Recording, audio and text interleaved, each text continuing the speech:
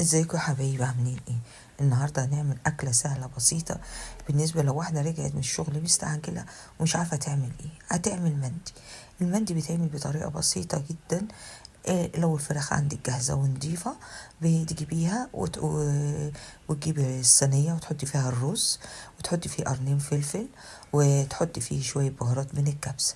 هتبتدي ايه بعد كده؟ تمسكي الفرخه، تكوني ضاربه في قلب الخلاط طماطمايه، على بصلايه، على شويه زيت، شويه زيت صغيرين، والبهارات الكبسة حطها في قلب الكبة، ورحت متبلة بيها الفراخ. تمسكي الفراخ خالص تدعكيها دعكة حلوة بقلب التتبيلة دي. وانتي بتحطيها، تمسكي تدعكي اللحم وتدعكي كل الفرخة تماما من الجلد ومن بره، بتتبليها. التتبيلة نفسها هتخش جوه الفراخ وهتبقى دي طعمها حلو. انا عايزاكم يا جماعة معايا كل يعني ترفعوا الفيديو ده، وريت لو عجبكم تحطوا لايك للفيديو وتكتبوا لي تعليقات انتوا بتعملوا المندي بالطريقة دي ولا لا. طبعا الفراخ هنا ما بتتبل بالبهارات، والبهارات طبعا دي انت ممكن تشتري بهارات الكبسة جاهزة او المندي جاهزة. انا هنا مجهزاها في البيت، بعملها بنفسي وبحط البهارات اللي هي بتعجبني. تبلت الفراخ كويس جدا، وبعد ما بتبلها في كويس جدا بجيب الصينية بقى اللي انا عاملة فيها الرز. حتى الرز حتى حوالي نص كيلو رز، وحطيت عليه قرنين فلفل، وحطيت عليه حبهان وعود قرفة ومسمار، زي ما انتوا شايفينه بالطريقه دي. وجبت شويه البهارات اهو بحطها بتاعت الكبسه عليه، وحطيت ورق القرفه وايه وشويه من المسمار اللي هو القرنفل.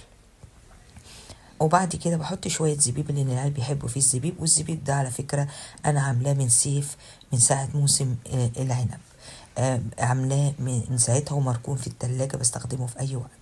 حاجة لما بتكون في البيت جاهزة وموجودة بتسهل علينا، بالذات لو احنا موظفين. بجيب بعد كده ورقة الفويل، بعمل منه طبقتين على الرز، وابتدي بعد كده اخرمه بحيث ان الفرخة تنزل الدسم بتاعها كله على الرز. وتتشوي بطريقة على نار هادية. هنا عايزة اقول لكم ان انا حطيتها في فرن درجة حرارته الاول بسخنه قبل ما ابتدي اشتغل، بسخن الفرن على درجة حرارة 200-240، وبعد كده بحطها 10 دقايق واروح موطية النار على 180 وسبتها ساعة ونص. انا عايزة اقول لكم ان انا ابتدأت اعمل الفرخة دي حوالي الساعة 3:30، يعني بعد اذان العصر، وعلى الساعة 5 كانت مستوية وزي الفل. هنا بقى بخرم ورقة السيلفر عشان تنزل اي صوص ينزل في الرز.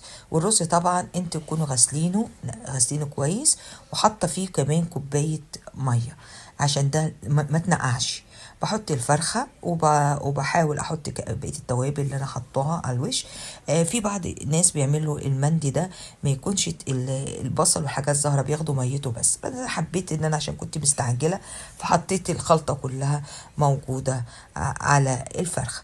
وبعد كده بغطي، حطيت هنا معلقتين سمنة بلون الزعفران، حطيتهم فوق الفرخة كده بعد ما سيحتهم وحطيتهم، لاني انا استهلاك للزيت بسيط جدا، بستخدم كله السمنة البلدي. ودخلتها الفرن، قعدت حوالي ساعة ونص. ودقي شوفوا بقى قد ايه استوت ومهرية وتمام التمام، يعني ما خدتش حاجة جوه الفرن. دي